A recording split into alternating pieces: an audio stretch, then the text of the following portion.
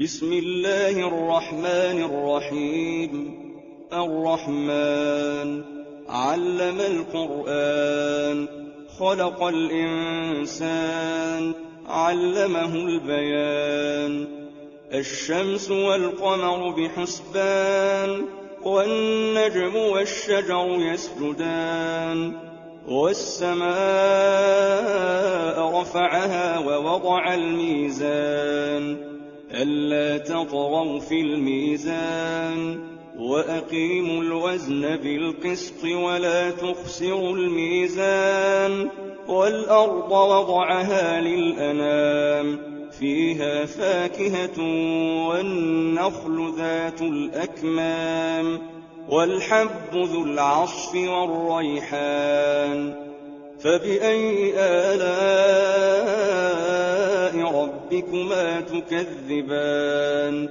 خلق الإنسان من صلصال كالفخار، وخلق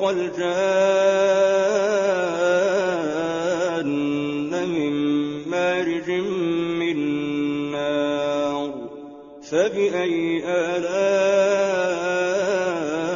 ربكما تكذبان؟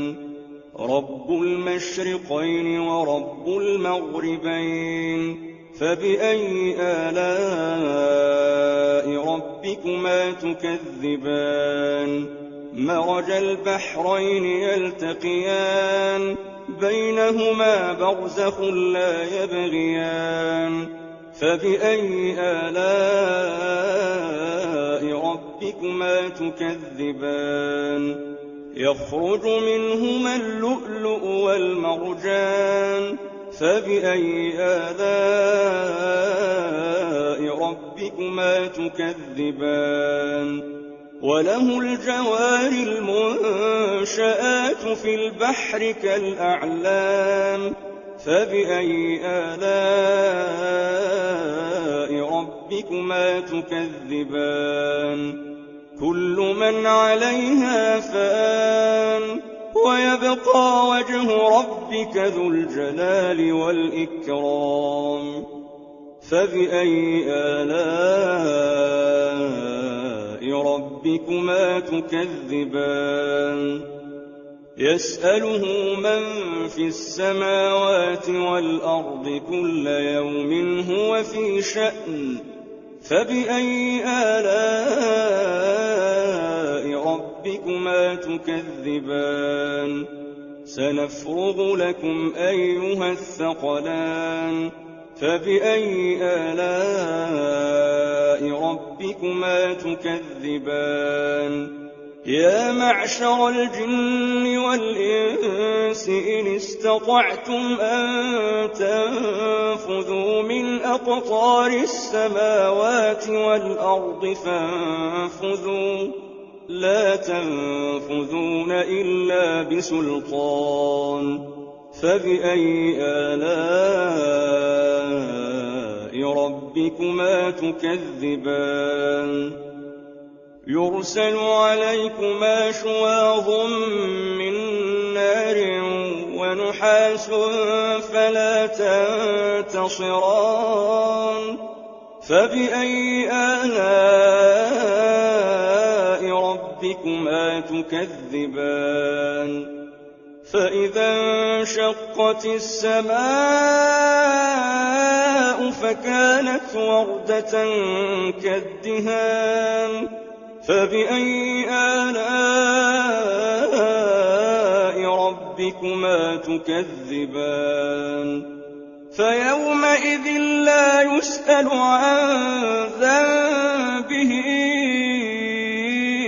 إنس ولا جان. فبأي آلاء ربكما تكذبان؟ يعرف المجرمون بسيماهم فيؤخذ بالنواصي والأقدام. فبأي آلاء ربكما تكذبان؟ هذه جهنم جهنم التي يكذب بها المجرمون يطوفون بينها وبين حميم آن فبأي آلاء ربكما تكذبان ولمن خاف مقام ربه جنتان فبأي آلاء ربكما تكذبان ذواتا أفنان فبأي آلاء ربكما تكذبان فيهما عينان تجريان فبأي آلاء ربكما تكذبان فيهما من كل فاكهة زوجان فبأي آلاء